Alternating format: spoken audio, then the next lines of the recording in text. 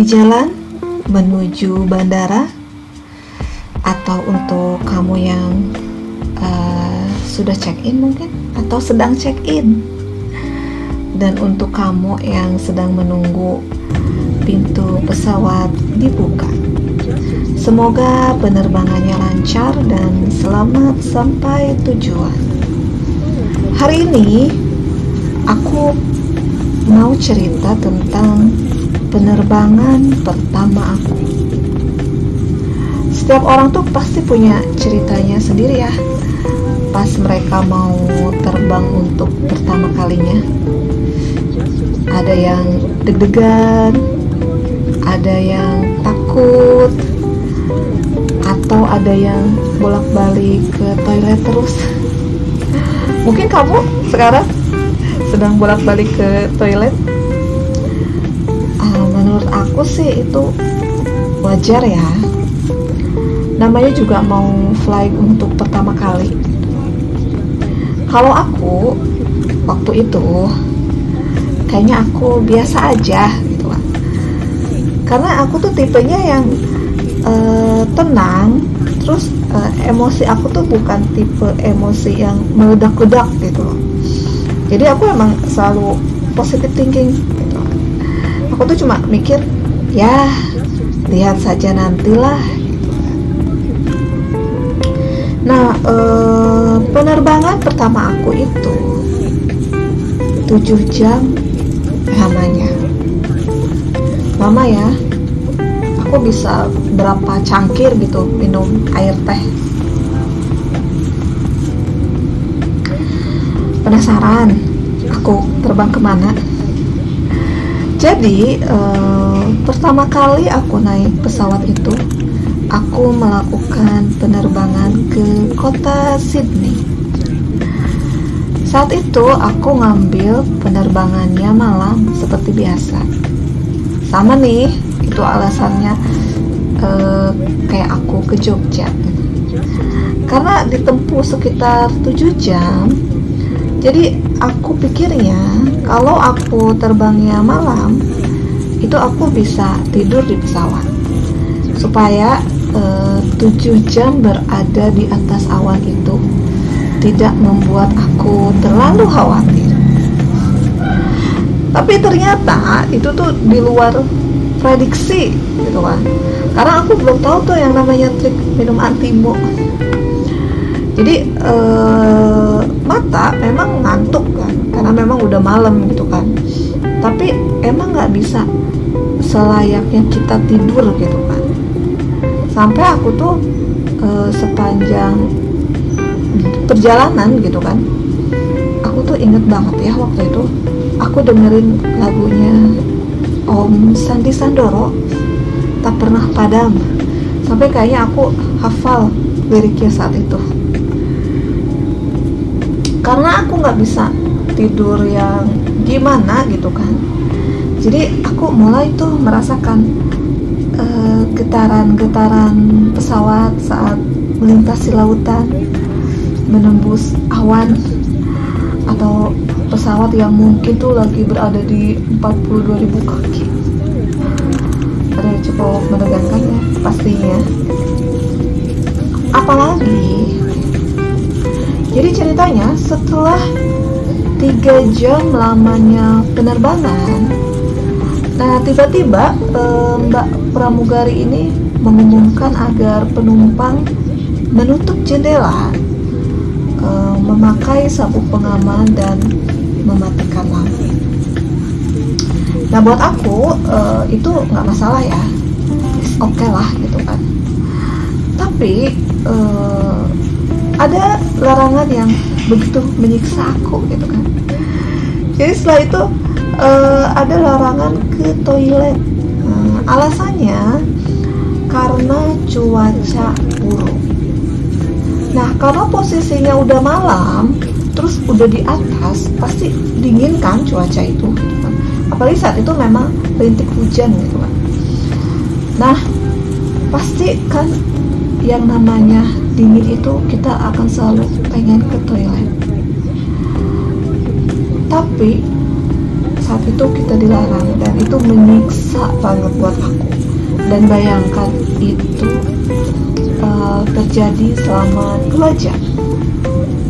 Memang ada beberapa kondisi kita tuh dilarang ke toilet di pesawat. Itu saat take off, saat landing, dan saat cuaca buruk. Nah, tentunya aturan itu diterapkan demi keselamatan penumpang. Nah, nggak lama setelah informasi cuaca yang kurang baik, nah aku tuh ya antara setengah sadar dan nggak sadar gitu kan, karena kan aku mata aku coba ditutup, tapi sebenarnya raga aku tuh merasakan gitu kan kalau ada sesuatu gitu kan di sekitar aku. Nah, aku tuh mulai merasakan ada sedikit goncangan dan goyangan. Nah, rupanya pesawat tuh sedang mengalami turbulensi. Nah, seingat aku sih ya, nggak ada peringatan tuh akan mengalami turbulensi, atau akunya nggak dengar, aku nggak tahu ya gitu kan. Tapi memang cuaca buruk kan sudah diingatkan tuh sebelumnya. Nah, turbulensi itu apa sih? Buat kamu yang belum tahu ya, ini aku jelasin. Yang namanya turbulensi adalah perubahan kecepatan aliran udara yang menyebabkan guncangan pada badan pesawat. Nah, biasanya itu sebenarnya penyebab utamanya awan, tapi ada hal-hal lain juga. Sebenarnya turbulensi ini hal yang biasa dialami kalau kita tuh naik pesawat. Jadi sebenarnya sih nggak usah terlalu khawatir ya, karena pastinya Pak Pilot tuh udah terlatih untuk menghadapi turbulensi. Nah, kalian penasaran gimana rasanya turbulensi? Yang aku rasakan waktu itu ya, karena mungkin mata aku kan ditutup, tapi aku tuh ngerasain semuanya, ngedenger gitu kan. Nah, yang aku antara setelah sadar itu, aku merasa kayak, kok aku kayak naik kora-kora ya di dunia fantasi. Terasa badan aku tuh digoyang ke kiri, ke kanan gitu kan, aduh gitu kan. Dan setelah aku tersadar gitu kan, sebenarnya ada beberapa orang yang cukup tegang mengalaminya gitu kan, yang mungkin mungkin ada yang punya pikiran aneh-aneh gitu kan, aduh ini kenapa nih sama pesawat gitu kan. Nah, pokoknya itu memang pengalaman yang tidak akan bisa aku lupakan. Nah, setelah aku cari-cari di beberapa sumber, emang ada tingkatan turbulensi gitu. Jadi turbulensi itu ada goncangan, tingkat ringan itu namanya light turbulence. Nah, kamu tuh bisa cek tuh kalau Mbak pramugari ini nyimpen gelas. Nah, coba kamu perhatikan di gelas itu bergetar nggak? Kalau misalnya ada sedikit getaran, nah itu berarti kamu sedang mengalami turbulensi tingkat ringan. Nah, yang kedua ada istilahnya moderate turbulence. Itu goncangan tingkat sedang. Ini juga bisa nih dicek kalau misalnya kamu naruh gelas nih di depan kamu gitu kan, tiba-tiba dia bergeser tuh, mulai agak geser ke kiri, ke kanan, pelan-pelan gitu kan. Nah, itu kamu juga sama tuh lagi ngalamin turbulence tingkat sedang. Nah, ada lagi nih namanya severe turbulence. Ini goncangan dengan tingkat yang agak berat gitu. Nah, biasanya di tingkat ini tuh memang mulai ada yang panik nih penumpang, tapi sebenarnya diusahakan tenang gitu kan, dan pakai sabuk pengaman, jangan dilepas gitu kan. Nah, biasanya di tingkat ini udah mulai ada tuh larangan ke toilet. Nah, ini semuanya pasti berpikir ya, kok pengen pipis gimana? Nah, aku juga nahan pipis waktu itu gitu kan. Jadi emang semuanya demi keselamatan gitu, karena kebayang dong kalau misalnya kita lagi di toilet tiba-tiba ada goncangan, kamu tuh bisa jatuh. Nah, itu bahaya gitu kan. Nah, yang keempat ini yang mulai agak parah kayaknya. Ya mudah-mudahan ya kita semua tuh nggak sampai mengalami ini deh. Ini namanya extreme turbulence. Nah pada tingkatan ini penumpang itu mulai terasa terlempar-lempar di kursi. Aduh, ini mungkin kayak naik ini ya, kayak kita nonton 4 dimensi kayaknya. Nah itu persis deh kayak gitu di bayangan aku. Tapi mudah-mudahan ya kalian tuh kalau terbang selalu diberikan keselamatan. Nah semoga hari ini kita diberikan ketenangan dan keselamatan agar kita bisa bertemu lagi di cerita selanjutnya. Terima kasih sudah mendengarkan saya. Sampai jumpa.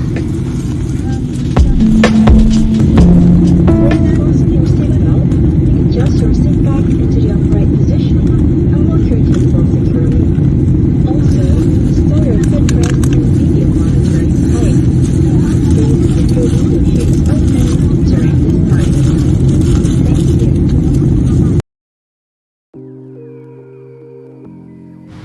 Tebing curam di pantai New South Wales ini terkenal sebagai lokasi bunuh diri di Australia.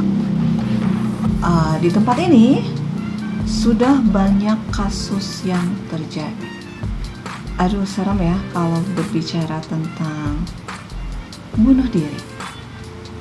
Nah, baru-baru ini di negara kita pun ada beberapa kasus bunuh diri. Itu artis dan model.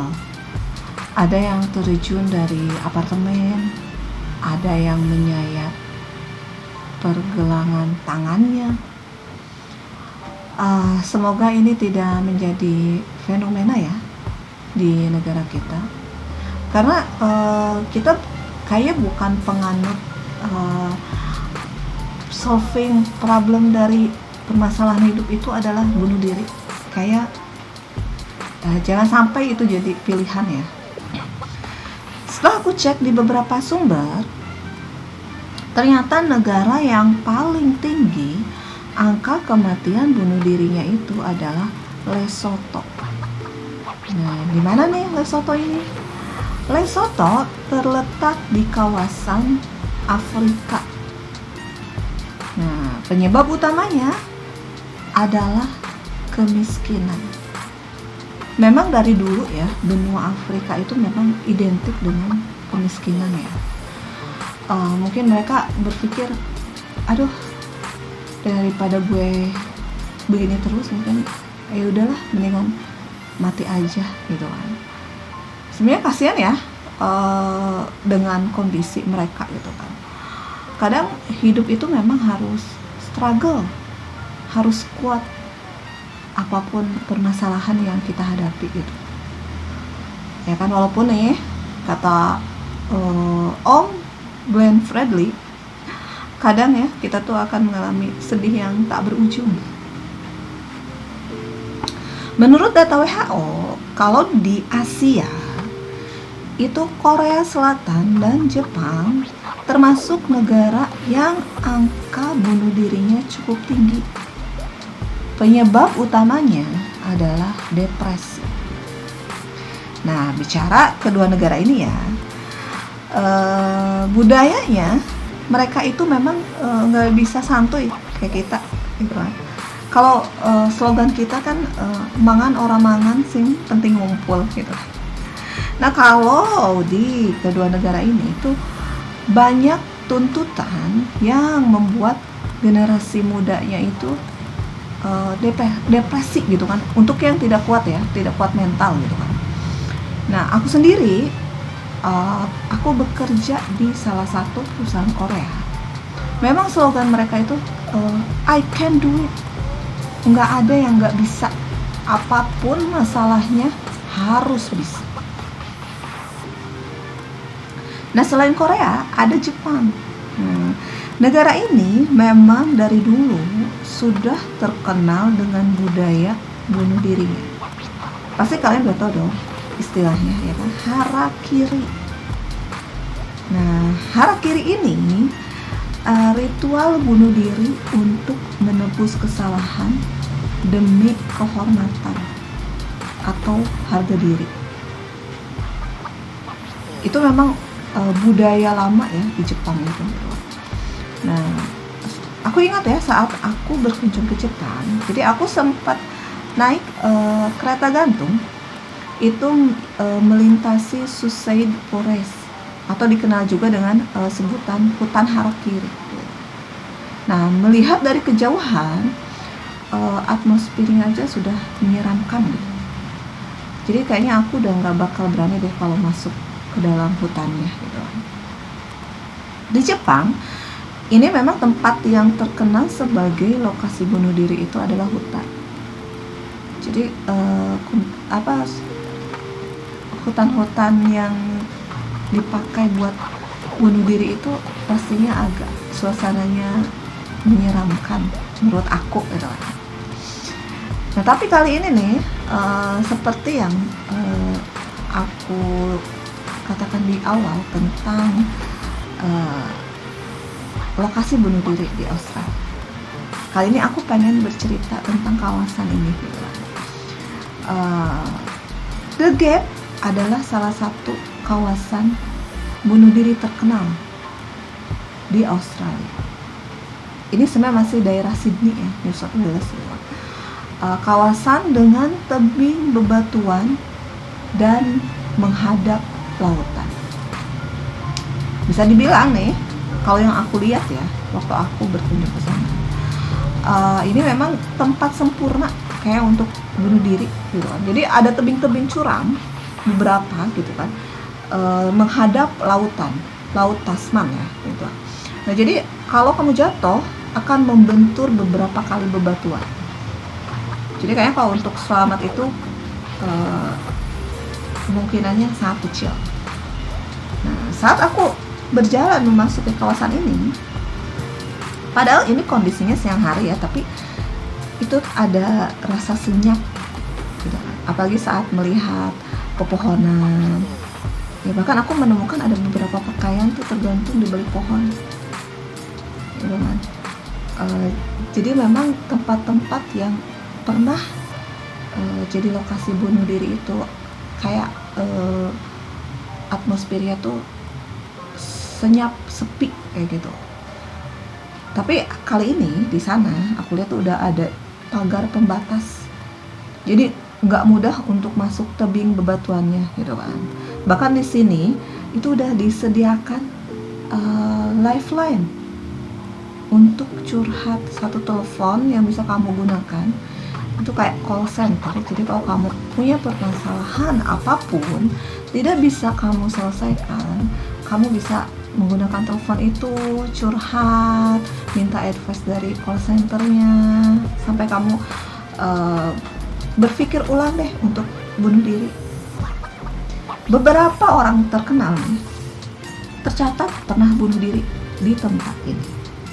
Ada Caroline Bryant, seorang model Australia, tercatat sebagai salah satu yang melakukan bunuh diri di tebing ini pada 1995. Nah, ada lagi nih yang cukup ramai waktu itu, Charmaine Dragoon, seorang presenter yang juga mencatatkan dirinya sebagai pelaku bunuh diri pada tahun 2007.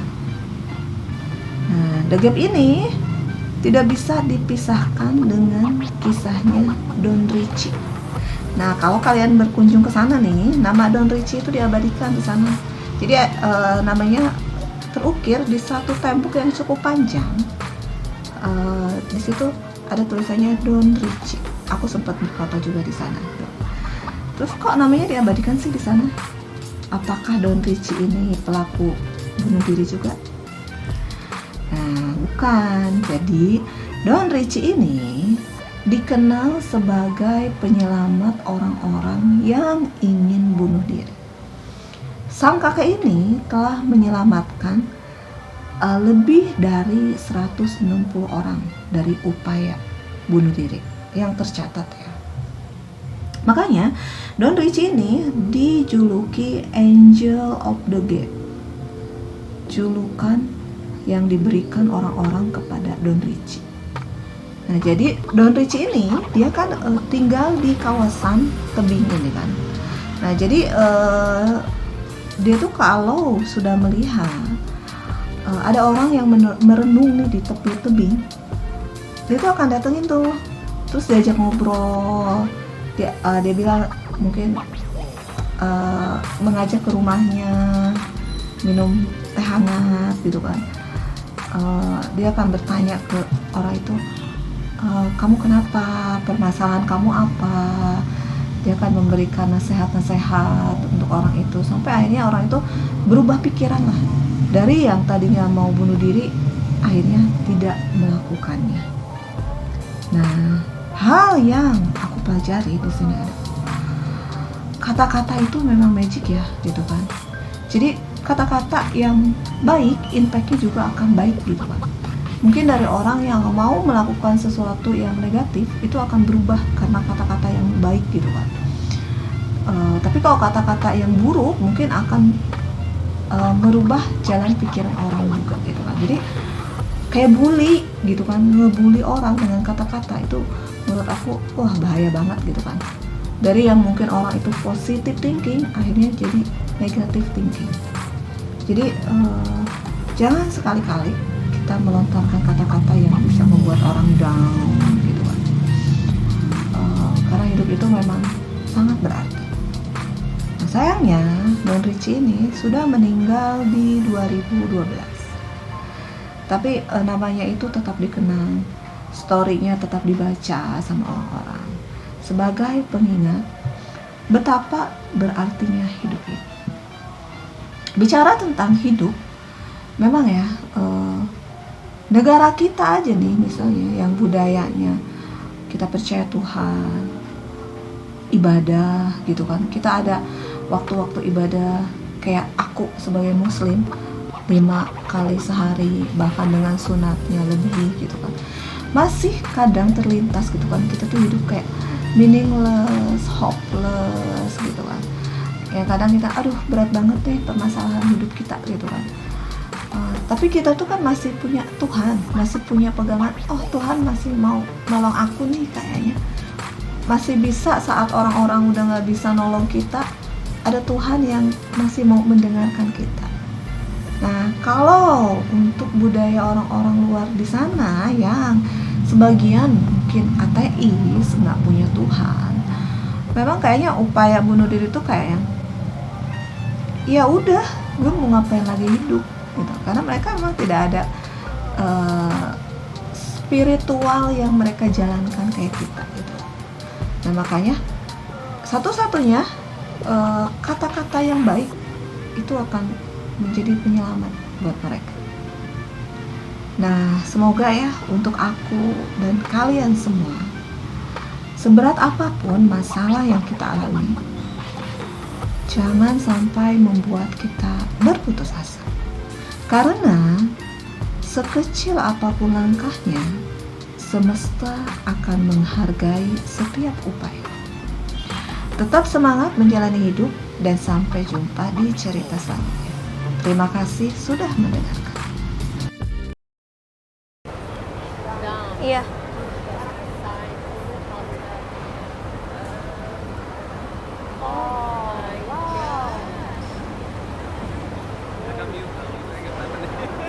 Iya, ini direkam.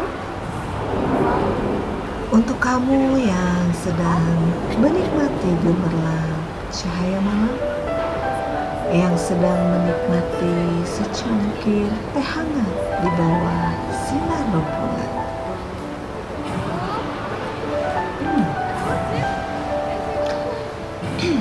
atau untuk kamu yang masih membayangkan turbulensi, gak usah khawatir, karena aku akhirnya mendarat juga di Bandara Kingsport Smith-nya Sydney dengan selamat. Berbicara tentang Bandara Sydney, menurut aku sih bandara ini tidak sebesar suta. Penumpang pesawat kebanyakan melanjutkan perjalanannya langsung dengan kereta. Jadi, bandara ini sudah terhubung dengan jalur kereta yang akan mengantar kamu ke kota tujuan. Jadi sama sekali tidak terlihat keramaian orang yang menjemput di bandara ini. Jadi kalau dilihat ya, parkirannya itu agak kosong.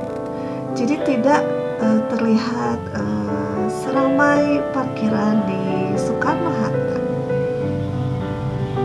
Pemeriksaan di bandara ini selain memakai mesin juga menggunakan anjing. Nah, aku sempat nervous tuh pas ngeliat, aduh, ini anjingnya gede-gede banget gitu kan. Nah, tugasnya untuk mengendus barang bawaan kita. Jadi pastikan ya kalau kamu tuh tidak membawa yang aneh-aneh. Perbedaan waktu antara Jakarta Sydney itu 4 jam lebih dulu di Sydney. Jadi pas aku sampai, kalau hitungan jam di Indonesia itu jam 7 pagi. Kalau di Sydney itu sudah jam 11. Ya, jadi tepatnya sudah waktunya makan siang. Untuk kamu yang tertarik berkunjung ke negara kanguru ini, aku ingatkan ya, sebelum kamu berkunjung, pastikan cek dulu di musim apa kamu mau pergi. Kenapa?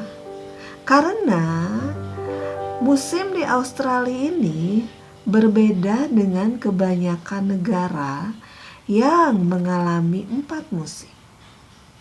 Jadi, kalau musim dingin umumnya terjadi pada akhir tahun, jangan berharap itu terjadi di benua ini. Musim dingin di sini terjadi antara bulan Juni sampai Agustus. Dan musim panas terjadi pada Desember hingga Februari. Jadi, saat belahan dunia lain merayakan Natal dalam balutan salju, tidak halnya dengan Australia. Nah, di sini kamu akan merayakan Natal di musim panas. Nah, untuk urusan musim, di Australia ini memang unik. Di antara semua wilayahnya yang mengalami 4 musim, ternyata ada wilayah yang mengalami 2 musim persis di Indonesia, yaitu musim hujan dan kemarau. Kalian tahu di mana? Ya, betul. Di kota Darwin. Adalah satu-satunya kota yang beriklim tropis di Australia. Nah, perlu kamu tahu, Darwin itu adalah perbatasan Australia dan Indonesia. Jadi kayaknya wajar ya kalau musimnya itu terjadi cuma 2 musim saja. Nah, bicara tentang musim, saat itu ya, aku berkunjung ke Sydney itu di akhir Mei sampai awal Juni. Itu bertepatan dengan peralihan musim gugur ke musim dingin.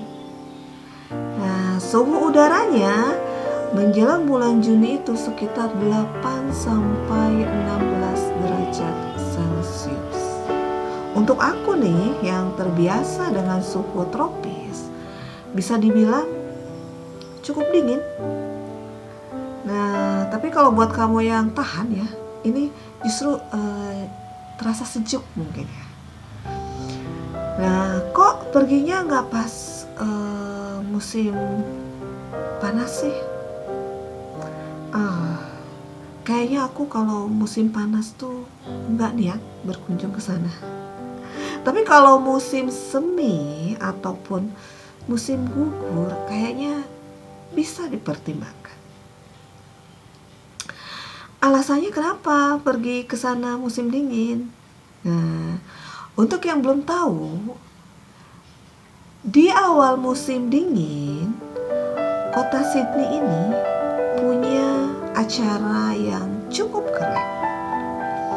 Namanya adalah Vivid Sydney. Ini adalah festival pertunjukan cahaya di malam hari.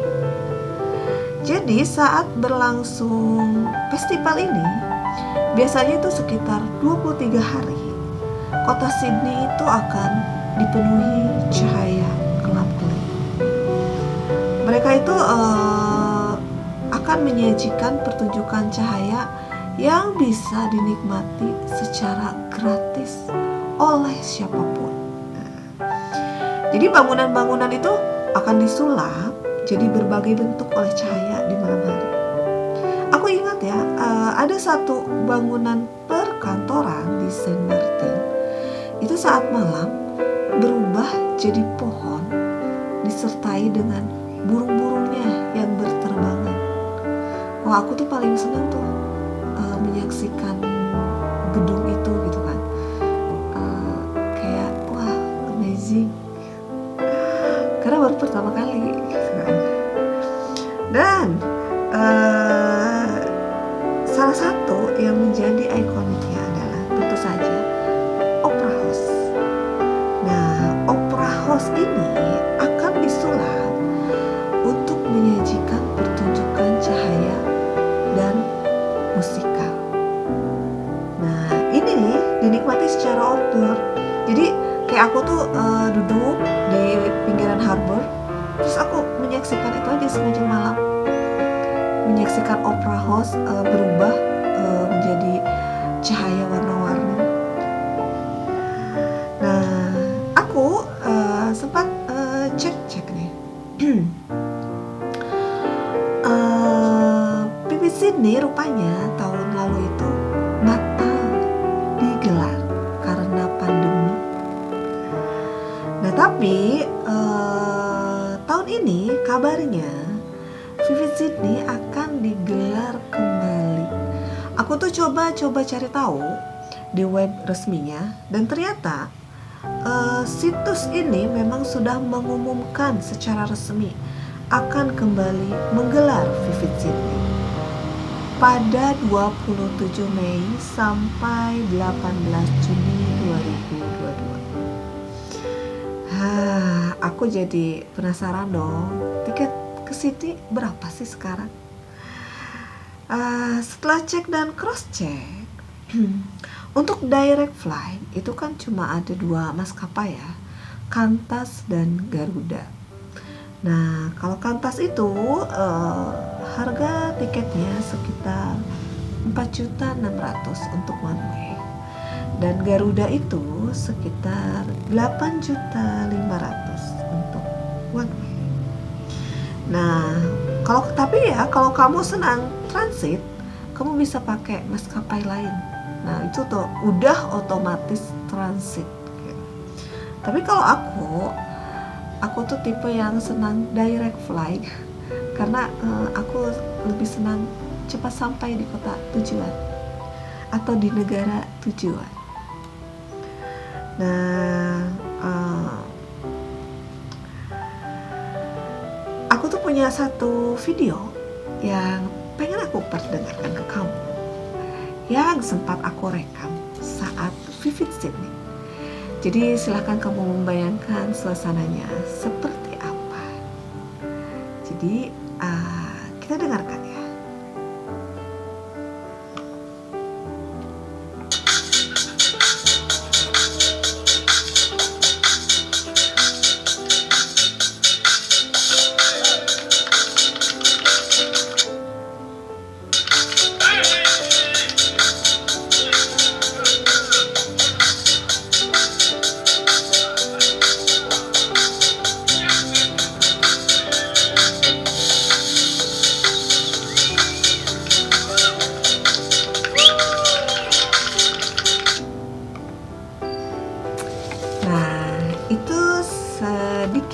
sana di Vivid Sydney. Tertarik?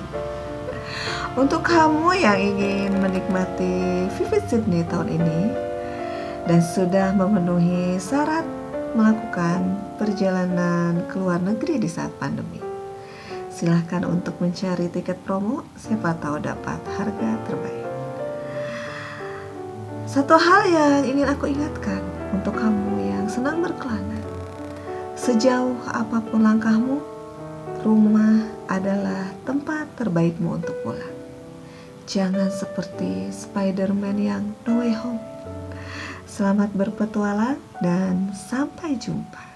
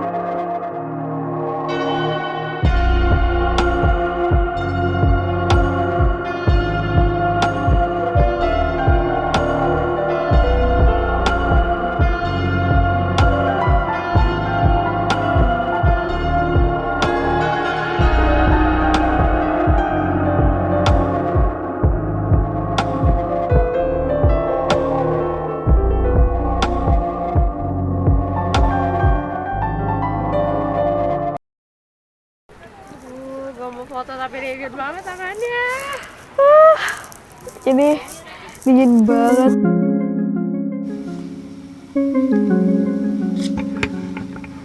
Jika di Indonesia ada kisah maling kundang, anak yang dikutuk jadi batu, lain halnya di Australia.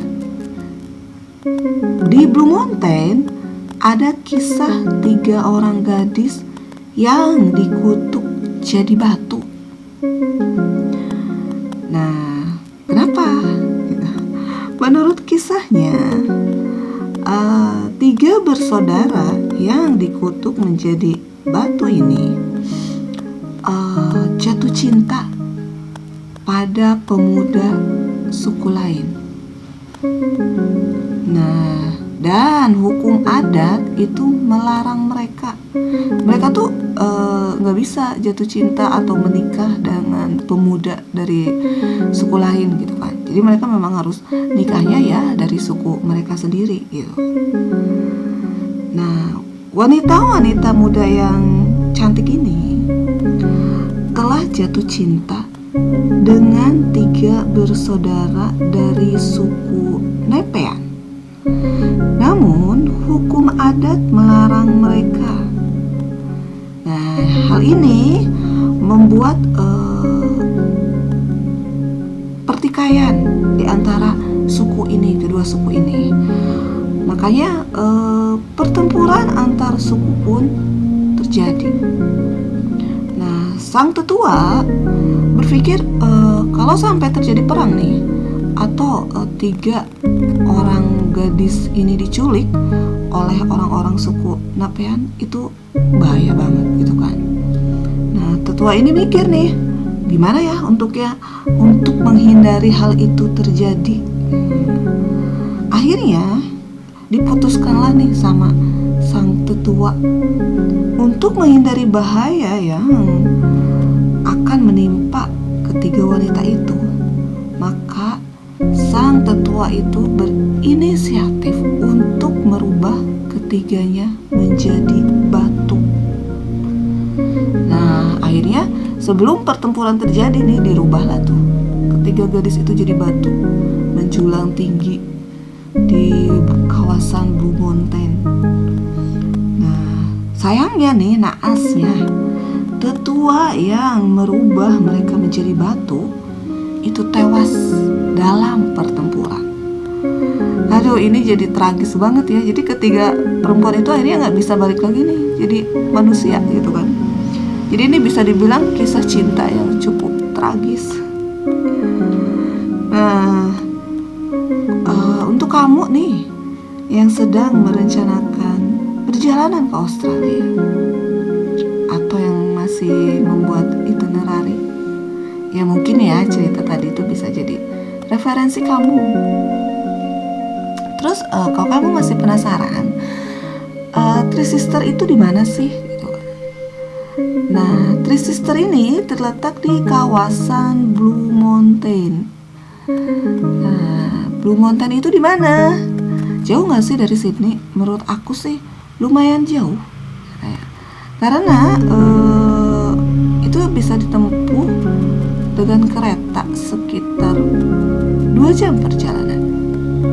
Nah, tapi ya kalau kamu mau menggunakan mobil, bisa lebih singkat mungkin perjalanannya. Tapi orang-orang sih lebih memilih memakai kereta karena pemandangan ini, jalur kereta ini itu pedesaan. Bahkan kamu tuh kayaknya bakal melewati kawasan peternakan sapinya Australia yang terkenal. Jadi memang view-nya itu asik untuk traveling gitu kan. Nah, untuk menuju ke sana, kalau kamu naik kereta itu kamu bisa naik dari stasiun Central Sydney ke stasiun Katoomba. Nah, nama keretanya itu adalah Blue Mountain Line. Waktu itu harga tiket yang aku beli itu sekitar $40 Australia atau sekitar Rp400.000. Nah, karena pemandangan yang asik ya, 2 jam di kereta itu kayaknya nggak berasa gitu. Sampai tiba-tiba kereta berhenti gitu kan. Nah, kereta akan berhenti di stasiun Katoomba. Nah, kawasan ini kawasan yang cukup unik menurut aku. Kenapa? Karena aku sampai aja nih sudah disambut sama sekawanan merpati yang tak pernah ingkar janji.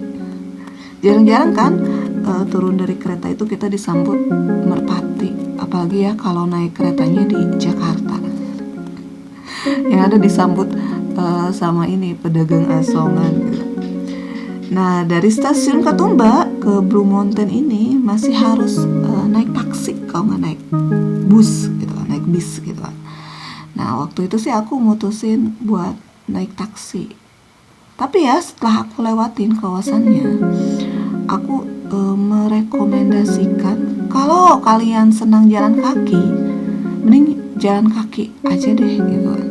Kenapa? Nih, karena Katoomba ini salah satu kota yang klasik dan sangat-sangat bersih. Kenapa nih aku bilang kota ini klasik? Jadi dari segi bangunan, terus penataan kotanya itu memang ditata sedemikian klasik, jauh dengan pemandangan yang kita lihat di Sydney dengan keramaiannya gitu kan. Nah, bahkan di sini nih aku tuh masih menemukan telepon umum di pinggir jalan. Nah, aku nggak tahu nih ini masih berfungsi atau enggak gitu kan. Tapi unik aja gitu kan, di antara kemodernannya Sydney masih ada satu wilayah yang menurut aku sangat klasik. Nah, ini kan identik ya Katoomba ini dengan kawasan budayanya suku Aborigin. Jadi di sana juga kamu bisa bertemu tuh sama orang-orang yang berpakaian custom Aborigin, berfoto dengan mereka gitu kan. Banyak spot foto yang asik di Katoomba ini. Jadi aku sebenarnya sedikit agak nyesel sih waktu itu naik taksi, karena taksi kan sebentar udah turun lagi gitu kan, langsung turunnya di Eco Point Lookout lagi gitu kan. Jadi menikmati perjalanannya tuh sedikit gitu kan. Nah, untuk menikmati kawasan Blue Mountain nih, tadi aku udah bilang kan ada area yang dinamakan Eco Point Lookout. Nah, di sini kamu bisa menikmati pemandangan formasi 3 bebatuan yang disebut Three Sister. Ini bebatuan yang 3 gadis tadi dikutuk tuh jadi batu gitu kan kisahnya.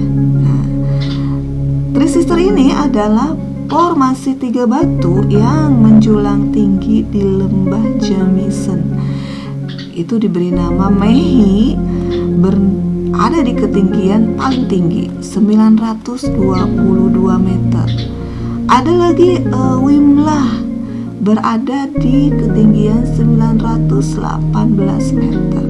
Dan yang paling pendek nih, si Gunedo, berada di 906 meter. Untuk menjelajah kawasan ini ada banyak cara. Untuk kamu yang sedikit malas berjalan kaki, kamu bisa memanfaatkan wahana yang ada di sana, yaitu scanning. Dimulai dengan cableway yang akan membawa kamu menyeberang. Nih, jadi kamu akan menyeberangi pegunungan itu tuh, lembah itu gitu kan, menikmati pemandangan dari atas gitu. Nah, kemudian dilanjutkan dengan railway, berupa kereta yang akan kamu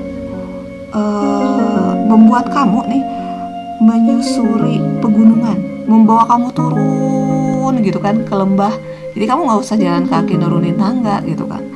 Nah, yang akan diakhiri dengan skyway. Nah, dari bawah tadi kan kamu turun tuh ke bawah. Nah, dari bawah kamu akan dibawa lagi naik nih sama si skyway ini ke titik pertama. Nah, seingat aku ya dulu tiket terusannya itu 600.000 gitu kan. Tapi kamu akan disuguhi pemandangan yang amazing gitu. Nah, berbicara tentang titik awal ya, aku juga kayaknya sekarang harus kembali ke titik awal. Jadi silahkan kamu cari-cari tahu tentang Blue Mountain, siapa tahu kamu tertarik ke sana. Jadi sampai jumpa di cerita selanjutnya dan terima kasih. Nggak mau foto tapi ribet banget tangannya. Ini dingin banget. Stres.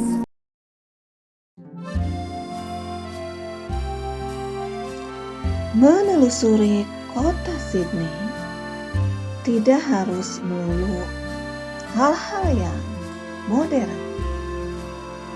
Di balik keramaian dan gemerlapnya kota ini, Sydney ternyata masih menyimpan wisata sejarah.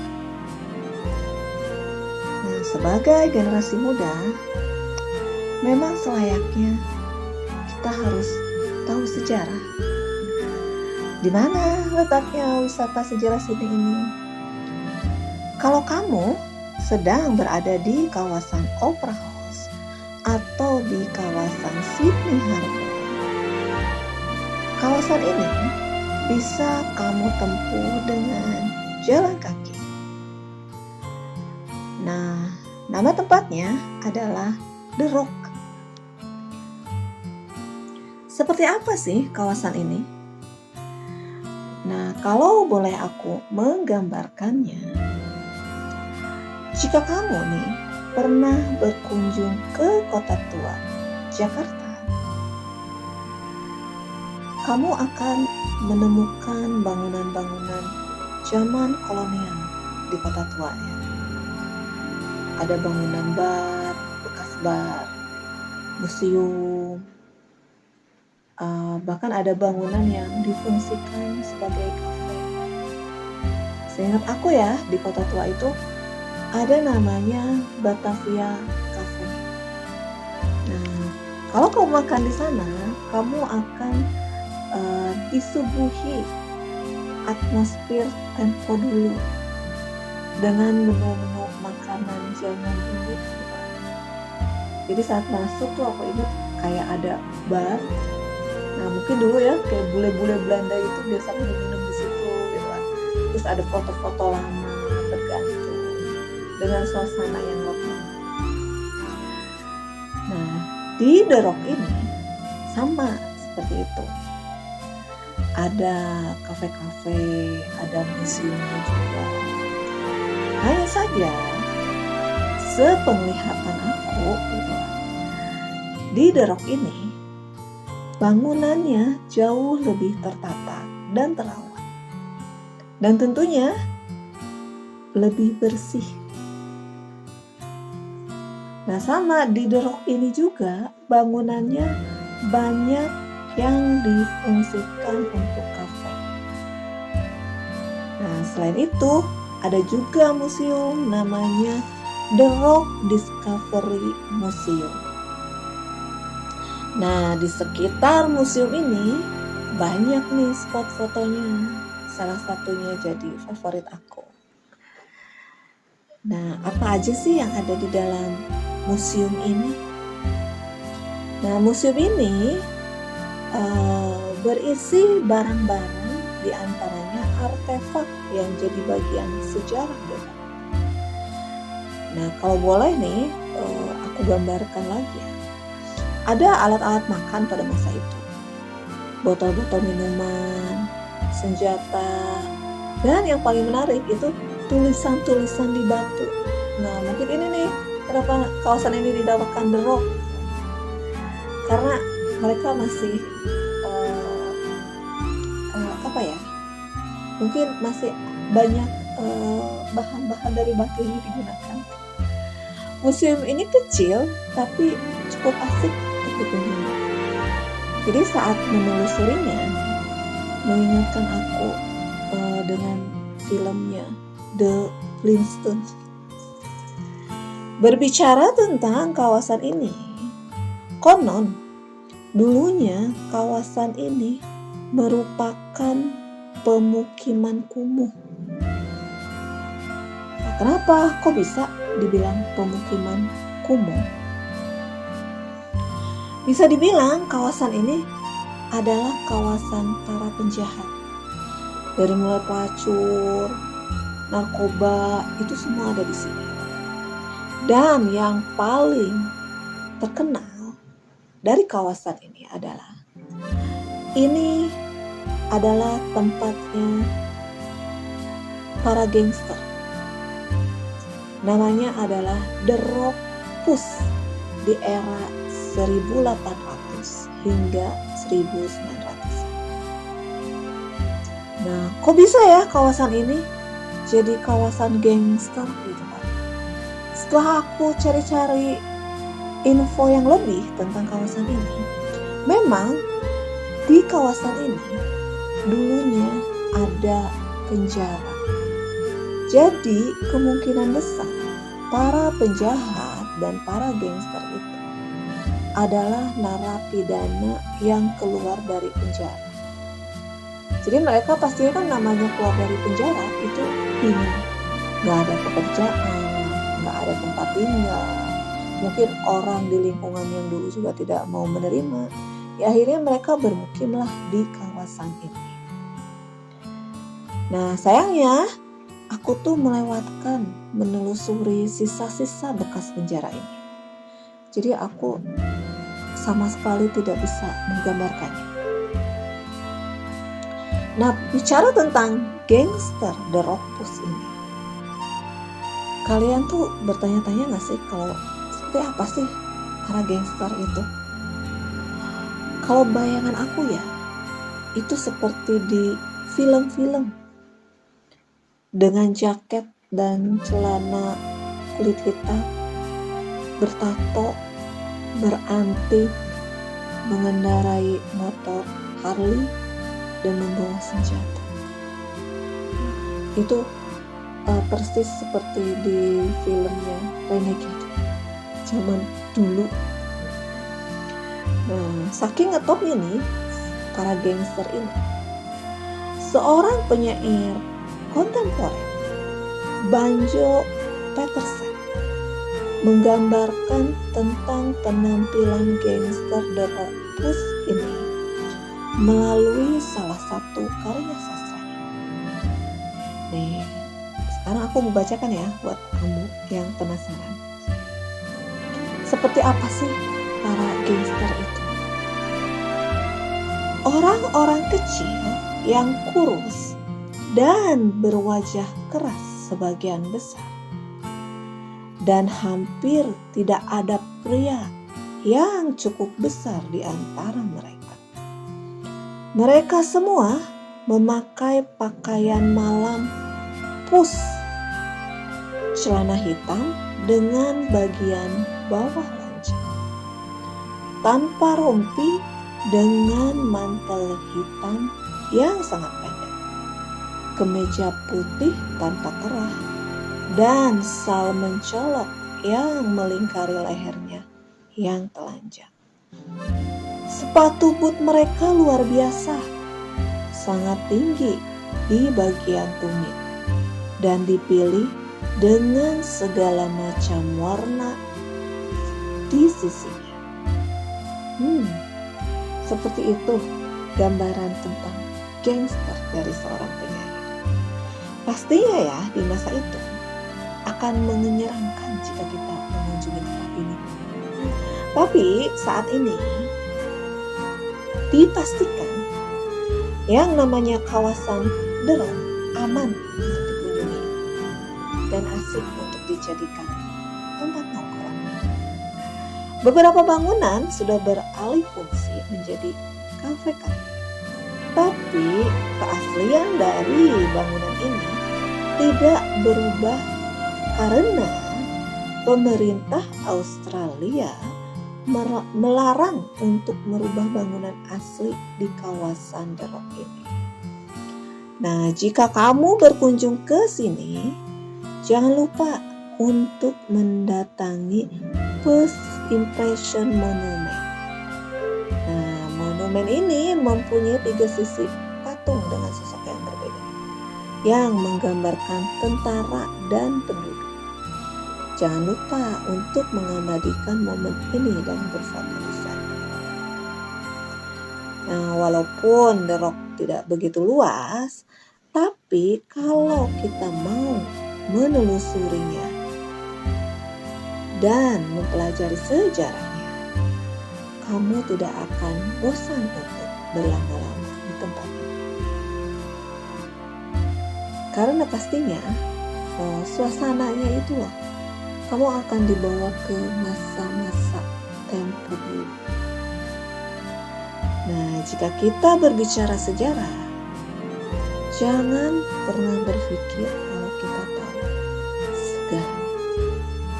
Jadi tetaplah semangat mempelajari.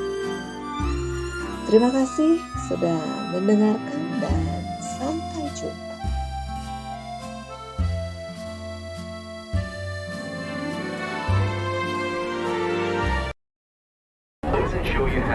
Hai, kita lagi live visit Sydney dari tengah laut. Wow, itu lucu banget.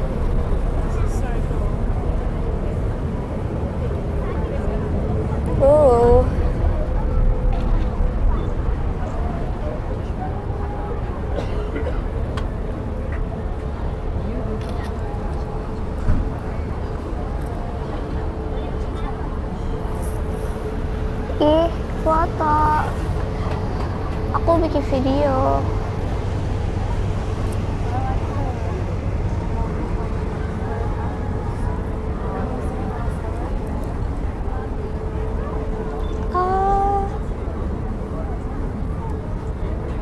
Keren banget.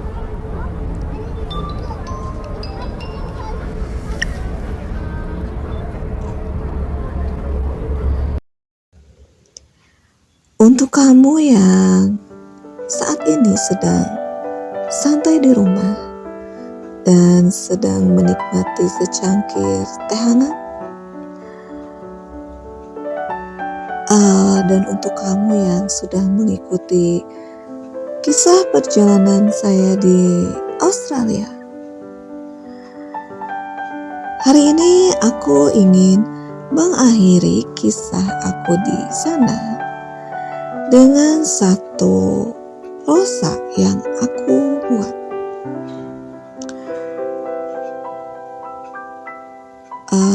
Aku kasih judul Di Batas Kota Sydney.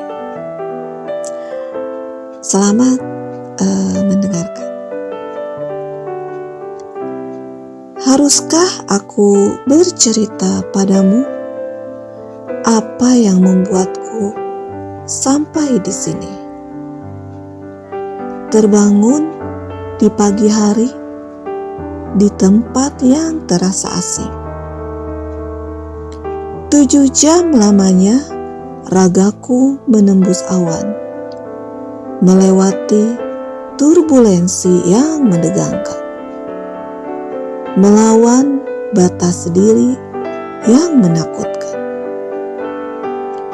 Haruskah aku bercerita padamu bagaimana aku menembus waktu, menghilangkan keraguanku, hanya untuk menemukanmu? Berkali-kali aku melewati jalanan di kota Sydney, dimulai dari Parramatta hingga jauh berjalan sampai di Katoomba. Namun, aku tidak pernah menemukan jejak langkah. Sore hari di tepian Opera House yang begitu menawan, aku duduk termenung, membelakangi pemandangan jauh jembatan Harbour, membayangkan wajahmu di batas kerinduan. Malam bercahaya di Saint Martin. Aku melihat kesibukan kota ini dari sore hingga malam hari. Aku menepi dan menyandarkan diri. Terdengar seseorang membicarakan tentangmu. Aku pun berdiri dan bergegas pergi. Di malam itu, aku melihatmu di antara cahaya kota. Haruskah aku berlari dan menceritakan keberadaanku di sini? Ataukah aku harus memutar diri lalu pergi? Bukan aku tidak tahu dirimu ada di sini. Hanya saja aku tidak berani menampakkan diri. Tolong beri aku waktu sebentar lagi. Janganlah dirimu berpaling terlalu jauh, karena aku akan kembali untuk menemuimu.